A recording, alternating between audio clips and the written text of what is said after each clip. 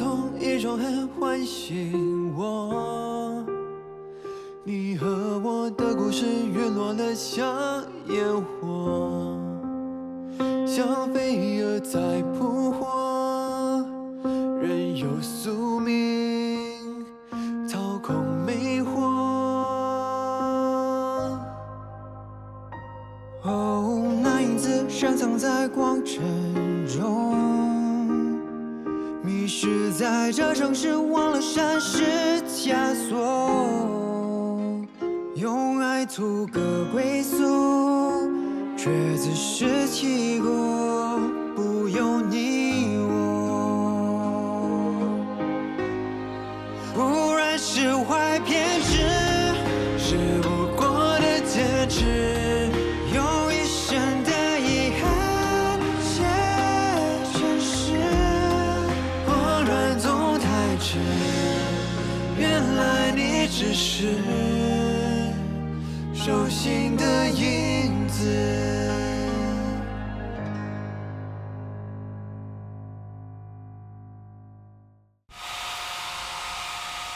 哎呀，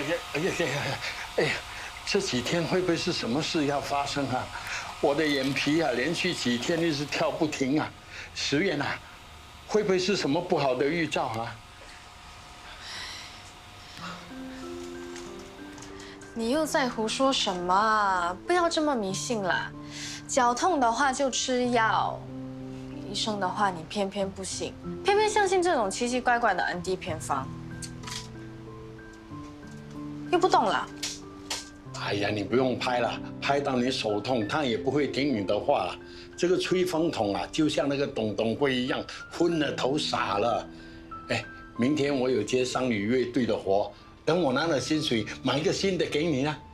哎，这个你先拿着，我要练习唢呐。那，唉，你赚了钱就自己收起来，我会自己买的。你要学乖，不是帮我赚钱，你要去看医生啦。好了，不要碎碎念了。昨晚我睡不够，我要好好睡觉啊。我吃了。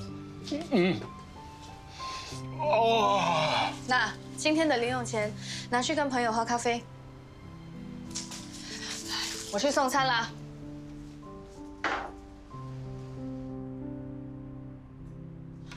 标婶，房租我已经转给你了，你去查查看。哦 ，OK， 好。啊，太阳照屁股了，你才起身。喂，不要过来，我在抹地。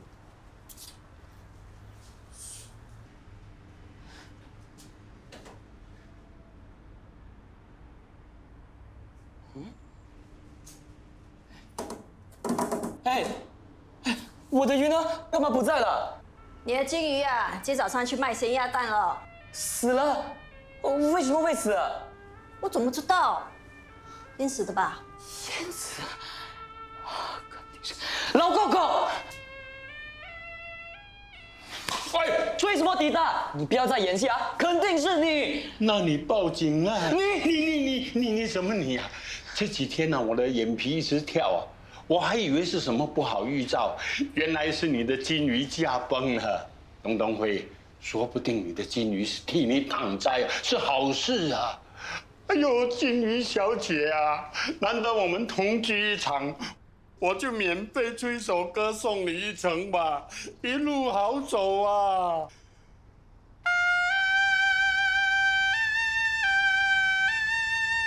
阿辉，是我，开门。怎么样？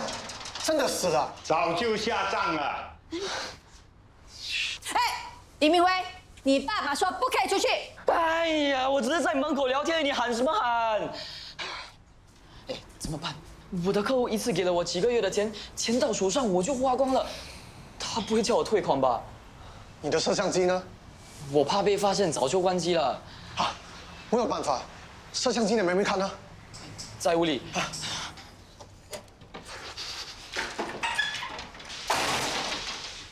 老公公你，老公公你，不要开，不要开！啊你啊！董东辉又要跑上去了啊！不可以，不要开！大东，你可以出去。放手！东东辉要跑出去了！不要吵啦！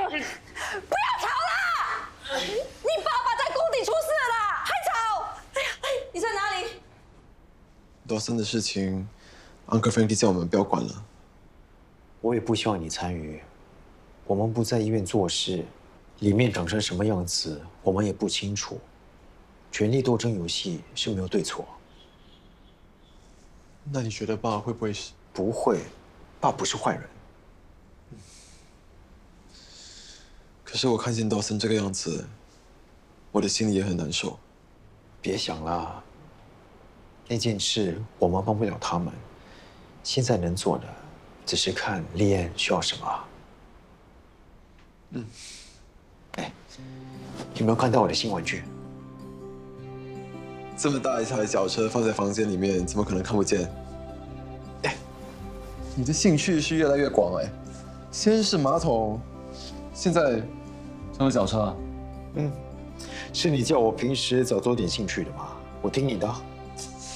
可是脚车不是那么玩的，脚车真正的乐趣是速度感还有平衡感，你要骑上去你才知道的。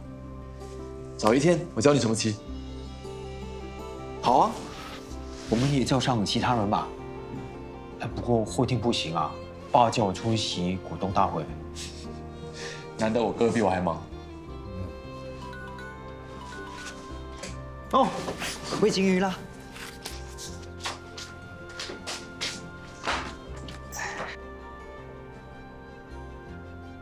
哎，网络坏了，怎么没连线啊？我的怪人哥哥。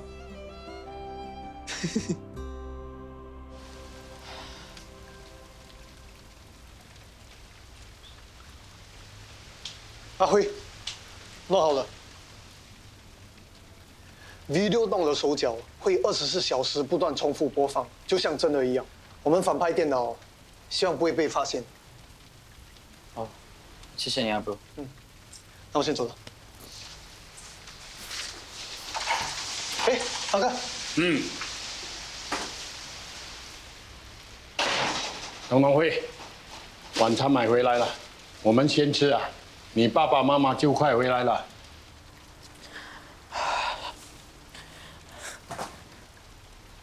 你爸是去诊所，不是去医院，应该不会太严重的。我们先吃了。真是的，那边这么多人，自己不会小心一点的吗？哎，会开门了。哎，真是，明明是工伤，你为什么自己去诊所？他们会帮你叫救护车的吗？别吵了，骂了一路，你还骂不够吗？哎，没有去医院也可以 claim 的。你是因为工作受伤，公司会赔钱给你的，收据要收好啊。不用赔了，也没多少钱。啊，就你最大方啊？家里开金矿的，不用赔哦。好了好了，买了你们的晚餐，先吃，吃饱再骂。我不吃了，我没有胃口。哎，他不吃你吃啊。我吃饱了，吃不下，你们吃吧。哎，干嘛看我？没说我饿。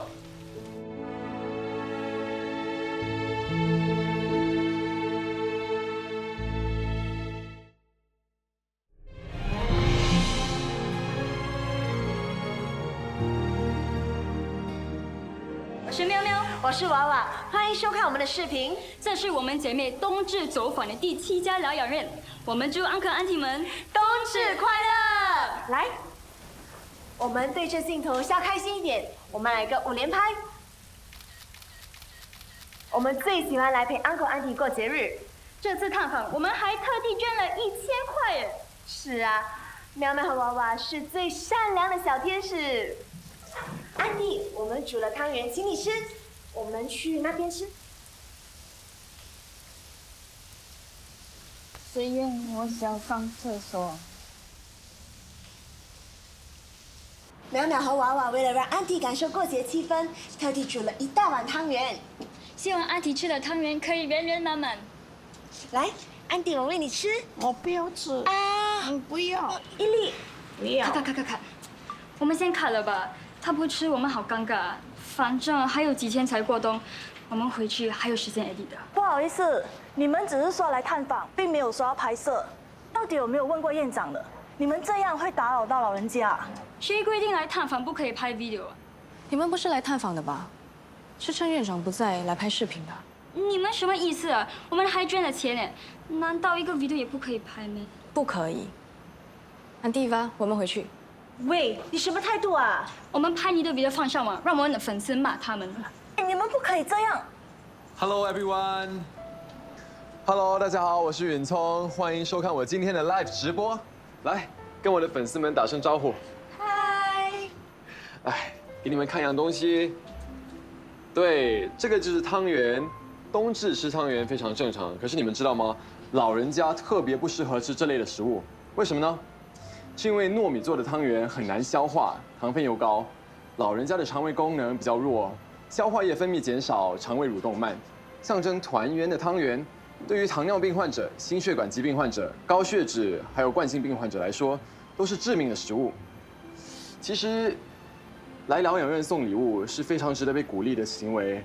可是，如果送东西全凭个人喜好，或者拍直播就是为了出风头圈粉，那就没有什么意思了。第一吧，你想不想吃汤圆？不要。如果老人家不愿意吃，那我们更不应该强迫他们。好，今天的直播就到这里了，谢谢大家。如果喜欢的话，可以转发、点赞，拜拜。还想不想喂汤圆？我们回家看直播吃团圆饭。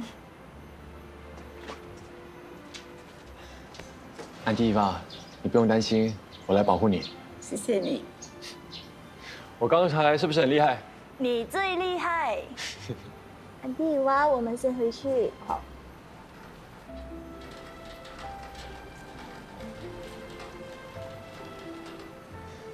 你好歹也夸我一两句嘛。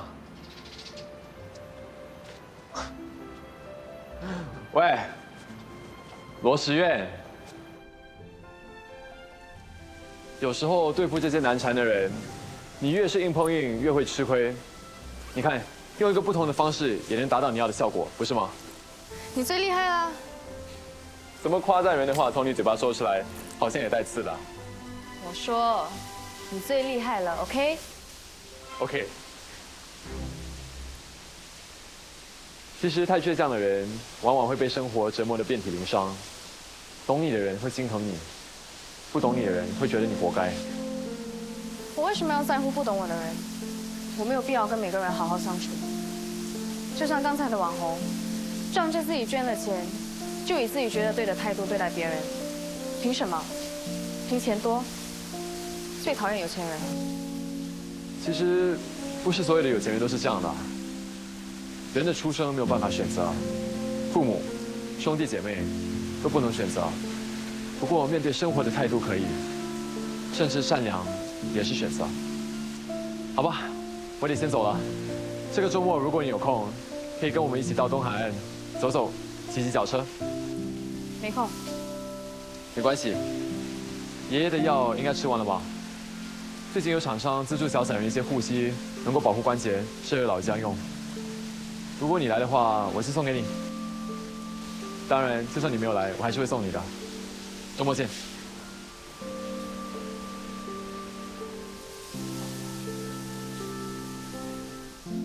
谁要是有什么更好的人选，下个星期前把名单交上来，我们到时候再讨论。还有什么事情需要讨论的话？不好意思，我可以提一个建议吗？你说。既然采购部总监这个职位在市场上没有适合的人选，我们可以先等岛森回来吗？我赞同这个提议。一来，庄家是大股东之一，岛森以新人姿态加入机构，这2年来的表现也很亮眼。以往 Mr. 坤在董事局有一席之位，如果把他儿子给踢出去，好像有点不近人情。我也觉得 Dawson 有大将之风，可能等外界的批评声退了之后，可以考虑让他。不用考虑了，康龙没有打算转型做慈善机构。以名声论人品，他都不再适合这里。我对机构的运作模式不太了解，如果我说错话，请各位前辈纠正。你说。康龙算是半个家族企业，向来外聘经理的几率就不高。如果庄家没有人在股东局或担任要职，会不会？咦，直接让李岩顶上吧。如果有经验的话，我们可以提拔他做。这里是医疗机构，不是游乐场。每天我们有多少生命等着我们抢救？要是让同行知道我们找一个大学刚毕业的担任这样的要职，你们不怕闹笑话，我怕被人说不专业。啊，对不起，不是针对你，我就事论事。我也反对。我不是说你不好，只是你没实战经验。这方面顾先生是最公正了。虽然说尹哲是股份持有人，可是什么时候看过他偏私，让儿子当要职了？千金小姐玩玩瑜伽，看看名牌还可以，门机构出差错，会要人命的。来，还有什么意见吗？我尊重大家的决定。那好，照原定计划，采购部总监找外援，散会。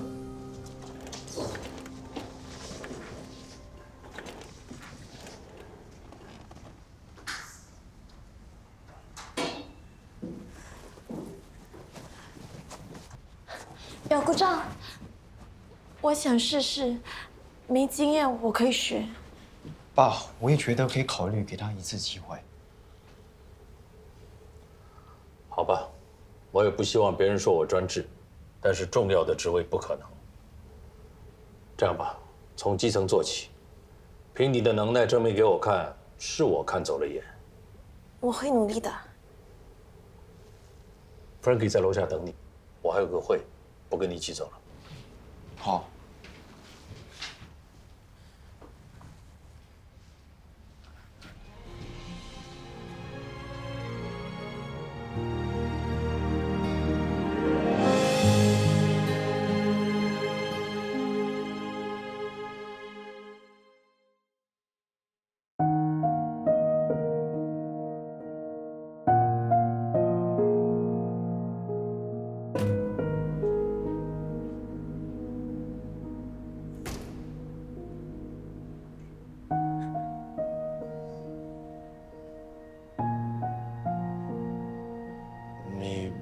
需要有人陪吗？我只想一个人哭。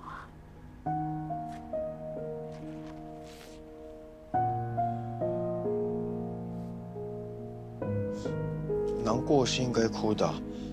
美国生物化学家曾经说过，人在极度悲伤的时候选择不哭，相等于慢性自杀。你是在安慰我吗？比起鼓励，我觉得安慰比较适合。有些人天生不属于职场。如果你是因为谁而参与这些权力游戏，我觉得大可不必，因为不理智。你也觉得我不会有作为？我只是觉得没必要勉强做自己不擅长的事。就像我是康龙股份持有人，也不见得适合成为董事局一份子。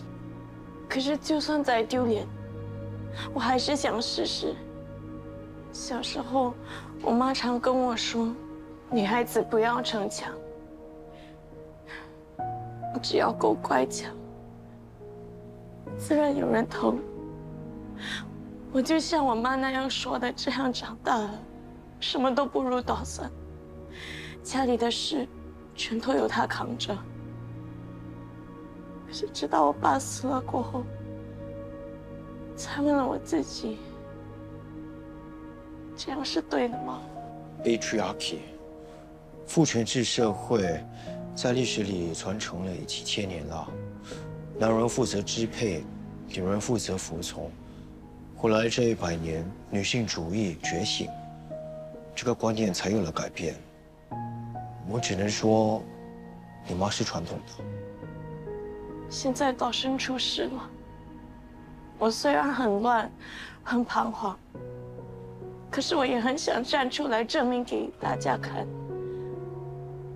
不想凭着别人的一张嘴告诉我不行，我就认命。我明白，因为我也不喜欢别人说我不行。我收回打击你的话。所以你支持我了？我弟常说，如果现在不适应，不代表永远不适合。也许你要多接触挫折，我需要多接触人间。哈？哦，是阿聪说的，多是人间烟火。你这个周末要去东海岸骑脚车吗？抓稳了啊！慢慢踩上去。哎，做得很好，做得很好。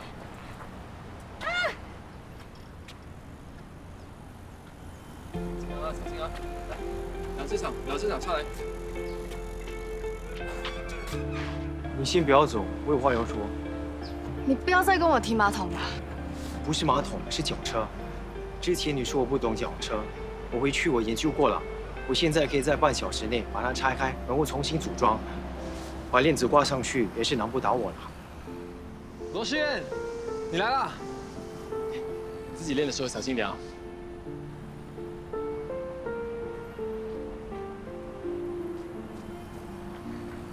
这是给你的。只有这些？你要的强力止痛药，我要看到医生的处方单才能给你。钱我不欠你的。我是不是收了钱，你就要走了？我本来就没有打算过来。可是你还是过来了啊！来都来了，要不陪我们逛一下？就1个小时。半个小时。On， 欢迎加入。连10院。这是你们的朋友吗？嗯。嗨。嗨。抓稳了。干嘛？走喽！喂，干嘛？我的钱掉了。哥，帮我结一下钱。哦，我们先去吃饭，之后再倒数半个小时。帮我推脚车。哦。喂，等等我。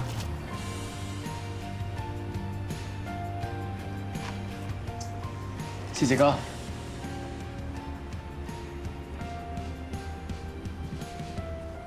没有，谢谢。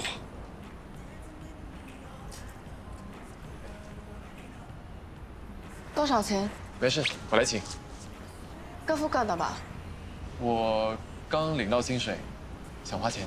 领薪水，哪家公司请得起你啊？要哭账。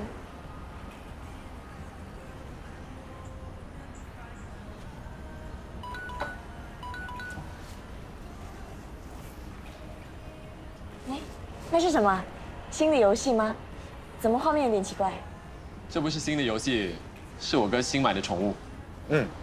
每天这个时候，对方会帮我喂鱼。对方喂鱼，所以这个鱼不养在你家吗？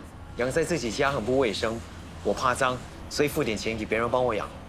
这种养宠物的方式很前卫，我觉得之后会流行起来的。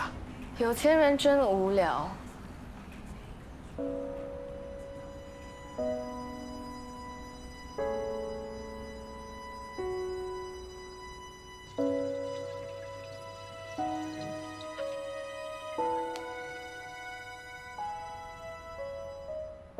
网络世界很多诈骗集团，我劝那些活在自己世界的人警惕一点。你说的人是？我去送餐。哎，疗养院这个周末有活动，你会过来帮忙吧？我会到的，谢谢你的午餐。拜拜。送餐小心一点啊。他不知道你们是谁吗？你们一直瞒着他？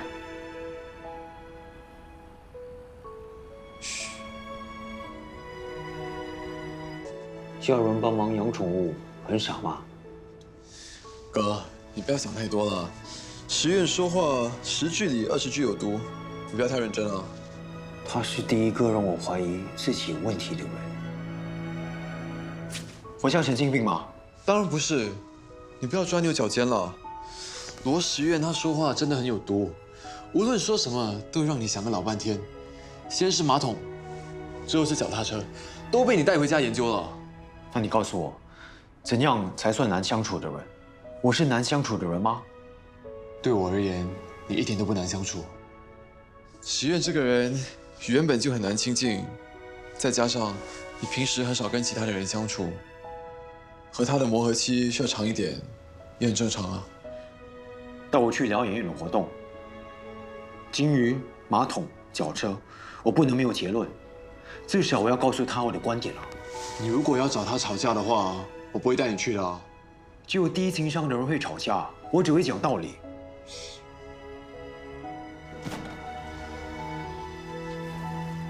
我买了你们的早餐，吃吧。我是不会说谢谢的。没有必要说谢谢。昨晚你爸发了一整晚的烧，你妈需要照顾他，需要送冰冰上学放学，还需要赶回来煮饭。要你多事啊？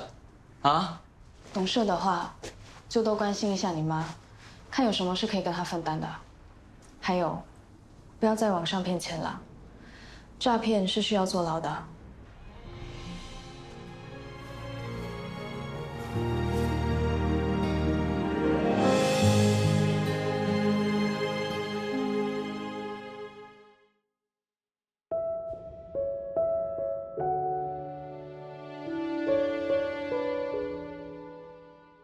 厨房那些煮好的汤圆，等一下你意思意思，分给大家吃一点。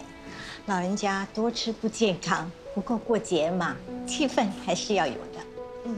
吃了汤圆就能团圆了。哎，对。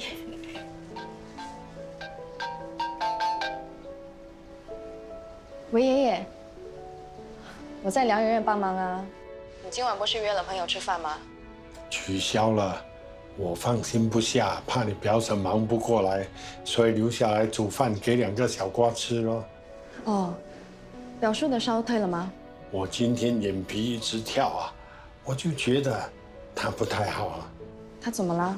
今天早上啊，他已经吃不下东西了。你表婶一直碎念叫他去看医生，他就是不愿意。不看医生不好吧？那我忙完了早一点回来看看。拜拜。院长，等一下董德川会不会下来陪大家一起过节啊？怎么了？家里出事了吗？家里有长辈生病了，我有些问题想要请教他。他没说过会来，有急事的话，我帮你打电话问一问。不用了，不用了，也不是什么急事。不如这样吧，等一下尹聪会过来帮忙，我这里人手还能应付。如果你家有急事，你先回去看一看，有需要帮忙再打电话给我。那好吧，趁活动还没开始，我就先回家。如果没事的话，我迟一点再回来。去吧，去吧。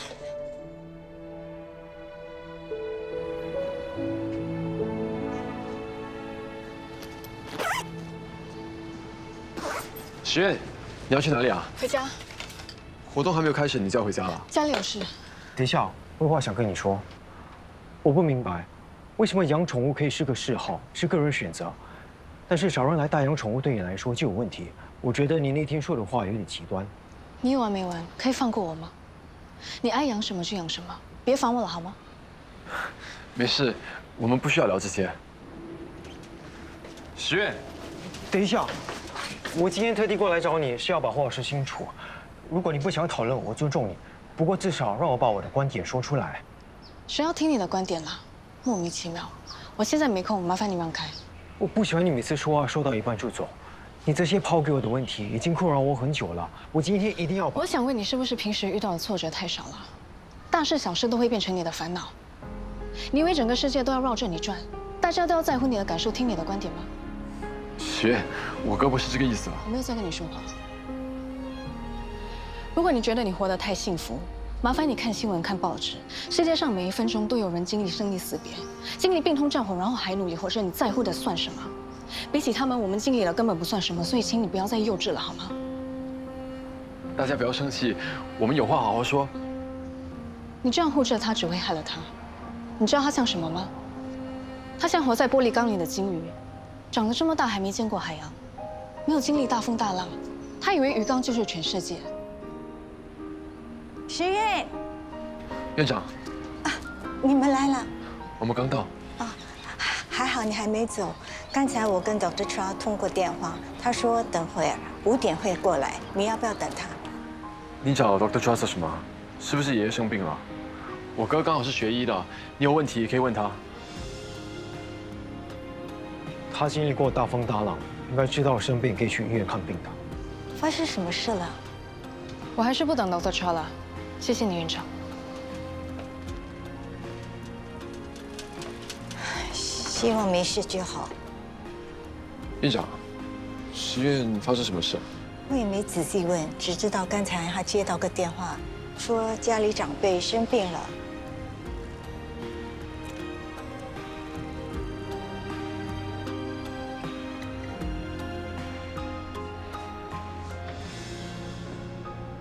里面那么热闹，你确定不要进去吗？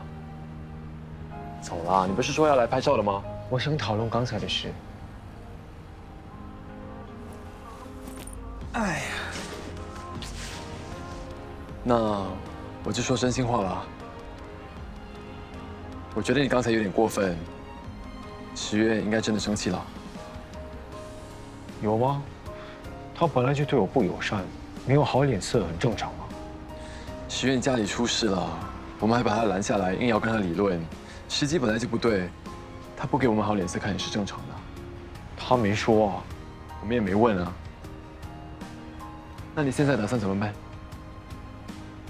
不知道。不如待会儿我们去徐院家看看。你是学医的，他家里又有老人家生病，你应该可以帮上忙的。生病最正确的做法是去看医生，而不是医生。我们又不了解他家里的状况，为什么生病了却不去看医生？可能遇到麻烦了吧？遇到困难不主动求助，但身为朋友也可以主动帮忙，不是吗？反正我待会儿是打算去他家，你要的话可以一起去。但如果你想先回家，我就先送你回去。劝不动他去看医生。你也看见的，董东辉跟你表婶进去劝过他了。我看他是在跟你表婶怄气，想省那几10块的医药费了。我去跟他谈谈。啊，你去。谁呀？我去看看。Hello。你们来干嘛？哎，是你呀？你怎么会来啊？爷爷你好，身体还好吗？我和我哥特地来帮你看病的。搞错了，我爷爷没事，谢谢关心。我现在没空，你们先回去吧。哎，等一下，你家里不是有长辈生病吗？哎，是，你怎么会知道啊？是十院的表叔呢？爷爷，我哥真的是学医的，我们不来都来了。如果你的表叔还没有看医生的话，你就让我们进去，我哥帮他看一下。我是你的话，我会开门的。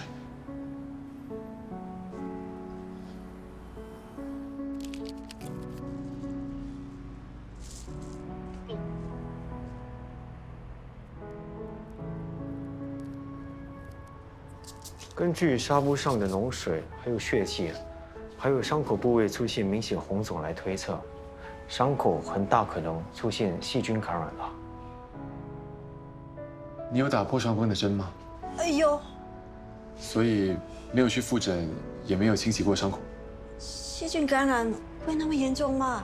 他现在出现呕吐和发烧之类的症状，我只是根据他的症状和伤口状况来推测他的伤口受感染。我怀疑里面还有没被清除干净的异物，安全起见，送去医院照 X 光。才更铁定而已，没那么严重，不用去医院。细菌感染不是开玩笑的，最好还是尽快去医院。明天再说吧，今天不去了。要不我们先给他点消炎药。他这种状况，吃一般的消炎药是不会有效的，最好的方法是去看医生。人家都说要去医院了，我现在去叫车。你们如果没有车的话，我们可以送你的。不用了，我叫救护车。今天真的谢谢你们啊！我这个外甥啊，是在地盘工作受伤，后来竟然被裁退了。他怕老板不赔医药费，不敢去医院啊。他的老板真的没有人情味啊，大半辈子为他工作有什么用？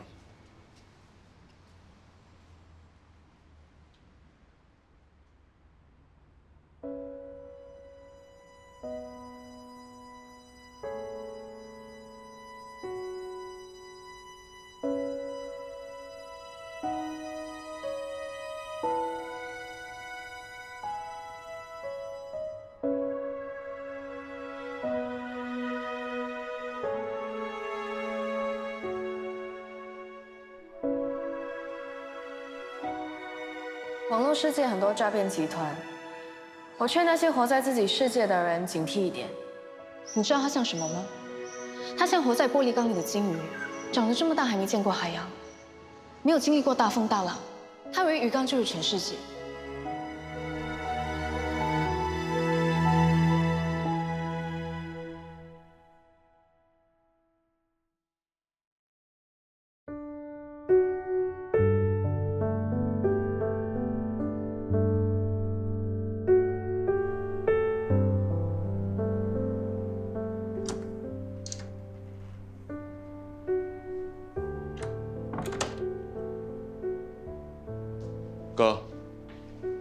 哥，你为什么坐在地上啊？在想东西。在想什么？在想很多。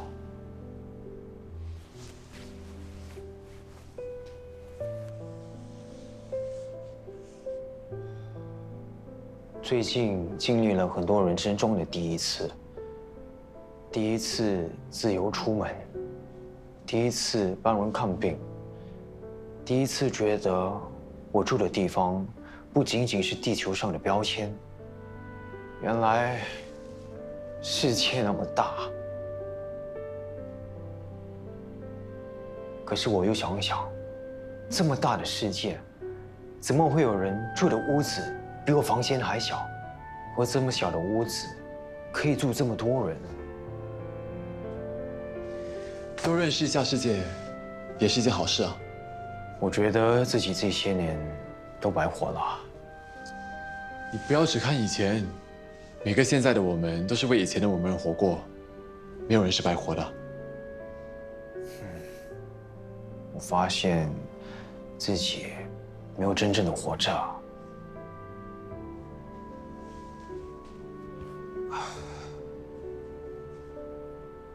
我养的金鱼也是假的，我实验说的对，我被骗了。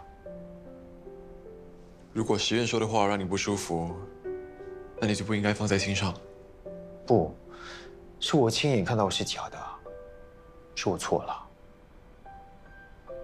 我认真思考他骂我的话，我就是太幸福了，就像养在鱼缸里的金鱼，没有看过海洋，没有经历过大风大浪。哥，你不是没有经历，只是你的经历跟别人不一样。我曾经也以为我的病就是经历，是悲剧。所有人要听我讲话，在乎我的感受，迁就我。可是，你看看报纸新闻，活在这世上，谁没有过经历？但不是每个人都把经历看成是悲剧。也对，有些人就算一辈子都活在黑暗中，但心还是会选择面向光明。每个人都有机会经历黑暗，但不是每个人有机会在活着的时候醒来。还好，我遇到第一个骂我的人。你如果感激石院，下次就不要再找他吵架啦。不会啦，我欠他一句道歉，所以我想帮他们家。刚刚给他照过 X 光，林先生的脚除了肉眼能见到的伤口之外，脚踝里还卡了很细的碎片，没被清理，所以伤口才会有细菌感染。医生，那怎么办？动个小手术，把碎片取出来之后再观察，如果情况没有改善，就要截肢。医生，不可以截肢啊！他截肢了，我们怎么办？不可以啊！细菌感染是会致命的，如果来不及送验，情况可能会更糟糕。我先安排伤口清理手术吧。哎呀，你看你呀，拖拖拉拉，现在脚要截肢怎么办？哎呀！哎呀，你别哭了，哭到心都烦。哎呀，我叫你看医生，你不去看医生，现在我家里有2个小的要照顾，还要照顾你。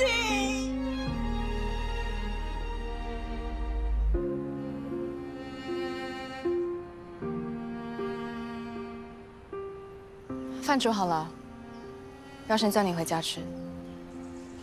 不想吃，别烦我。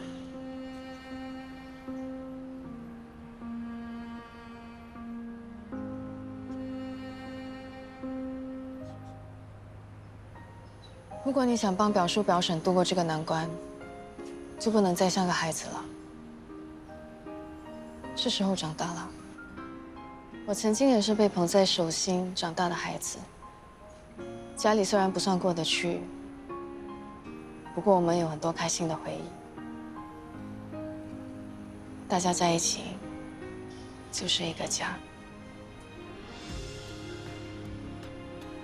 后来我妈过世了，我只剩我爸和爷爷。2个男人在地盘打工，晒着太阳，流着汗，就是为了赚钱，让我有房子住，让我能专心读书。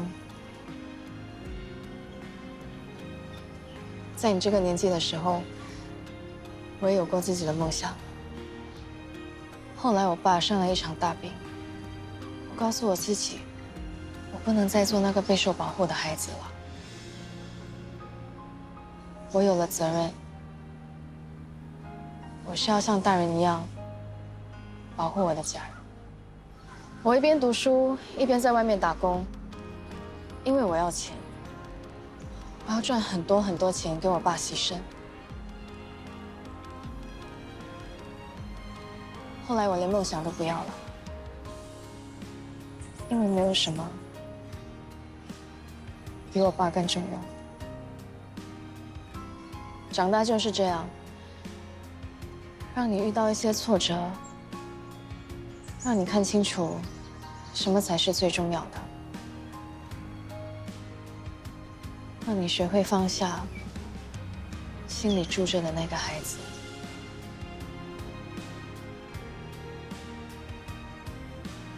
我跟你说这些，不是要你同情我，只是刚好你现在经历的，就是我以前经历过的。表婶需要你，就算她倒下了，你也不能倒下，因为只有真正坚强的人，才有资格保护这个家。